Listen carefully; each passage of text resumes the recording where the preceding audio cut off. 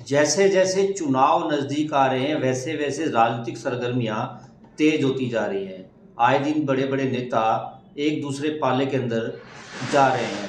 अपने पाले को छोड़ करके दूसरे पाले में जाने से हालांकि दूसरे पाले को अपने मजबूती जरूर महसूस होती है, लेकिन देखना होगा जनता का मूड क्या है। आज अशोक तंवर जी ने आम आदमी पार्टी का साथ छोड़ करके भारतीय जनता पार्टी का हाथ थाम लिया है। मुख्यमंत्री मनोहर लाल व प्रदेश अध्यक्ष सैनी जी ने उन्हें आज बीजेपी के अंदर शामिल करवाया है। बीजेपी के अंदर अशोक तंवर जी के जाने से कितना बेनिफिट बीजेपी को होगा या कितना नुकसान आम आदमी पार्टी को होगा, या फिर यूं कहें कि कांग्रेस को भी नुकसान झेलना पड़ सकता है, इस विषय पर हम चर्चा करेंगे। अजय मल्होत्रा जी जो कि वरिष्ठ पत्रकार हैं हमारे साथ हैं, इनसे हम बातचीत करेंगे। सर स्वागत है आपका। सर क्या कहेंगे जिस प्रकार से अशोक तंवर जी ने आज बीजेपी का हाथ जो है थाम लिया है, क्या बेनिफिट होगा अशोक तंवर जी को, या दूसरे शब्दों में ये कहें कि कांग्रेस को और आम आदमी पार्टी को क्या नुकसान होगा? देखो, अशोक तंवर जी कांग्रेस में रहे लंबा समय, यहाँ सांसद भी रहे, पार्टी के प्रदेशाध्यक्ष भी रहे और एनएसयूआई के भी दिल्ली में अध्यक्ष रहे, ऑल इंडिया लेवल पे भी रहे। तो देखो, ये तो कोई शक की बात नहीं है कि उनका कद एक अच्छे बड़े नेताओं में आता है। तो हरियाणा में जहाँ तक कांग्रेस में रहे वो कुछ ज़्यादा कर नहीं पाए, क्योंकि उनसे भी वरिष्ठ नेता थे उन्हीं की जाति के, चाहे शैलजा जी थी या उनसे पहले और भी कई अन्य नेता थे। तो अब वो पिछले कई दिन से फैसला नहीं ले पा रहे थे शायद भी मैं किस पार्टी में जाऊं। आम आदमी पार्टी में वो गए थे, तो आम आदमी पार्टी में भी ऑलरेडी जो लोग थे वो अपने आप को उनके बीच में ज़्यादा सहज नहीं महसूस कर रहे थे, तो विकल्प तलाश रहे थे, क्योंकि कांग्रेस में उनको ज़्यादा विकल्प दिखाई नहीं दे रहा था, क्योंकि भूपेंद्र हुड्डा जी के नेतृत्व में वो जाना नहीं चाह रहे थे, क्योंकि पहले उनके साथ काम कर चुके थे और कहीं ना कहीं खटास रही थी संबंधों में। और दूसरा, कांग्रेस के अंदर अनुसूचित जाति की लीडरशिप को देखा जाए तो शैलजा जी आज की तारीख में एक बड़े कद की नेता बनी है। हाँ, रही बात भारतीय जनता पार्टी की, उन्हें एक अनुसूचित जाति के नेता की जरूरत थी। मुख्यमंत्री जी के पास हर कास्ट के लोग थे, परंतु अनुसूचित जाति में उनके पास किसी बड़े कद का नेता नहीं था। और ये धीरे धीरे ये माना जा रहा था कि आने वाले चुनाव में भी जो अनुसूचित जाति का वोट बैंक है उसको रिझाने के लिए, उसको मोटिवेट करने के लिए एक लीडर चाहिए। तो मुख्यमंत्री जी ने, मेरे को लगता है कि किसी फीलर्स के थ्रू उसको संपर्क किया है, और उनके आने से ये स्वाभाविक तौर पर फायदा भारतीय जनता पार्टी को हरियाणा में होगा। अनुसूचित जाति में जाने के लिए एक अच्छा नेता मिल गया उनको, और इसमें देखो कोई शक नहीं है कि जो अशोक जी हैं उनमें एक संगठन की क्षमता है, परंतु उनके ऊपर एक टैग साथ में ये भी है कि दल बदलूगा।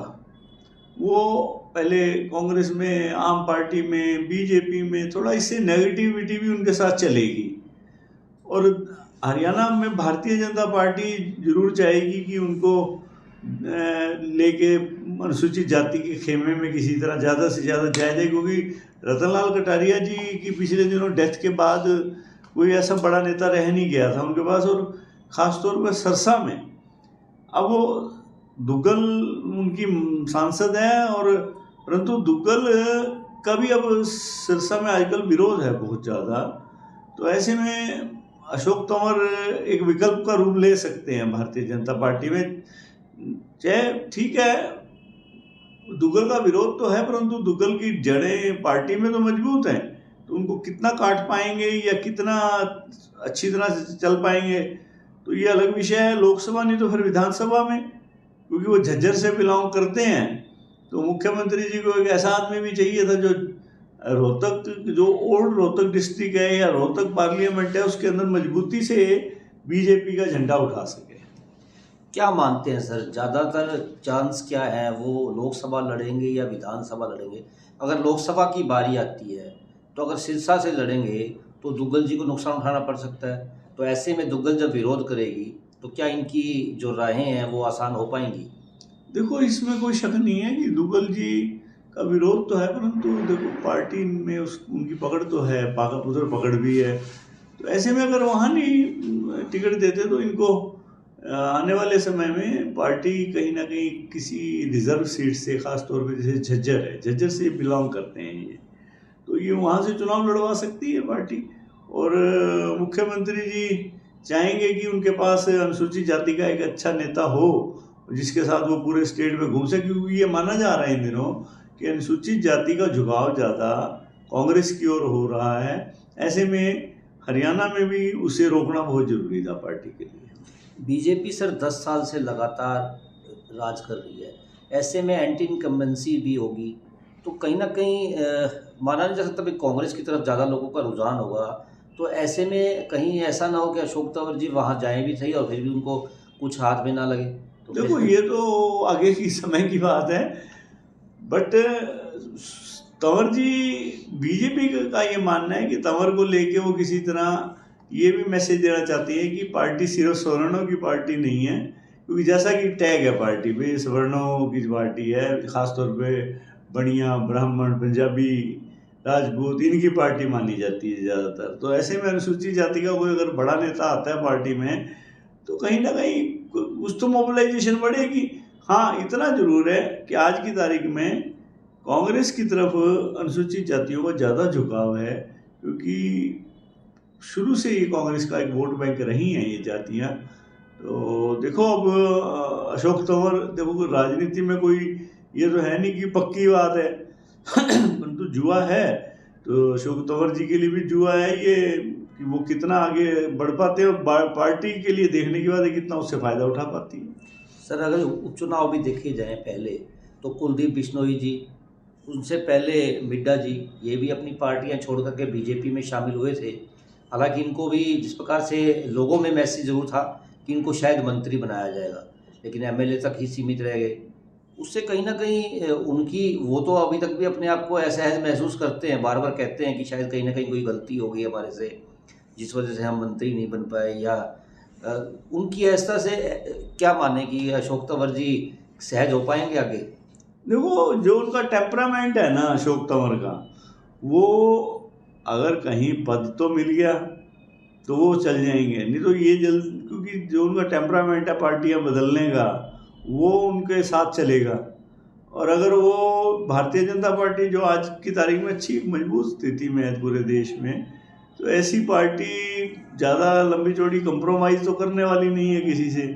हो सकता है कि ऐसे में अशोक तंवर को दिक्कतें भी आएंगी अगर कोई पद नहीं मिला तो। अगर पद नहीं मिलता और लोभ लालच, जैसा कि आपने बताया कि उनके अंदर जो है सहजता नहीं है, वो जल्दी से जल्दी पार्टियां जो है वो बदल देते हैं। पहले कांग्रेस में थे, कांग्रेस से फिर ये आम आदमी पार्टी में, अब बीजेपी में, और फिर कितना लंबा समय जो है इनको यहाँ रहना पड़ सकता है, क्योंकि समस्याएं तो इनके आगे भी आएंगी। क्योंकि अब नए नए लोग जो हैं, नई नई पार्टी के, क्योंकि शुरू में देखने में आता था बीजेपी नई नई आई थी तो ऐसे एजेंडे थे बीजेपी के, जो नए नए लोग जो कांग्रेस से बीजेपी में गए थे उनको काफ़ी समस्याओं का सामना उन्हें करना पड़ा था। क्योंकि बीजेपी की जो पार्टी है, बीजेपी पार्टी, उनका जो अलग तरीके की राजनीति करती है, कांग्रेस अलग तरीके की राजनीति करती है, तो दिक्कतों का सामना इनको भी करना पड़ सकता है, क्योंकि संगठन में अभी ये फिलहाल गए हैं। फिलहाल तो चुनाव सामने है, तो चाहे बिश्नोई हो चाहे अशोक तंवर हो, उनसे जितना भी देखो, सच्चाई तो यह है कि जितना निचोड़ा जाएगा निचोड़ेगी पार्टी, और उनका जितना उनका योगदान लेना होगा लेगी पूरी तरह से। और ये तो देखो आगे इनके कारण पार्टी को कितना फ़ायदा होता है नहीं होता, ये पार्टी फिर इलेक्शन के बाद ही विश्लेषण करेगी। इनका भविष्य भी इलेक्शन की जो रिजल्ट है उसमें डिपेंड करेगा, इनका भी जो आगे भविष्य है। तो बिल्कुल अशोक तंवर जी का भविष्य भी आने वाला जो चुनाव है, चुनाव में किस प्रकार से ये अपनी परफॉर्मेंस दिखा सकते हैं, उसके बाद ही जो है पार्टी देखेगी, पार्टी उसके बाद ही कोई ना कोई स्टैंड लेगी। हालांकि फिलहाल जिस प्रकार से देखने में आया कि अशोक तंवर जी एक पार्टी में जहाँ लंबे समय तक नहीं रहे हैं, पहले कांग्रेस से फिर आम आदमी पार्टी, और अब वो बीजेपी के हो गए हैं। आज से उन्होंने दिल्ली में जाकर के बीजेपी को जो है ज्वाइन कर लिया है। खैर, अभी आने वाला समय बता पाएगा कि अशोक तंवर के सितारे गर्दिश में है या फिर आसमान में है। अगर आपको खबर अच्छी लगी तो चैनल को सब्सक्राइब करें, लाइक करें और शेयर करें।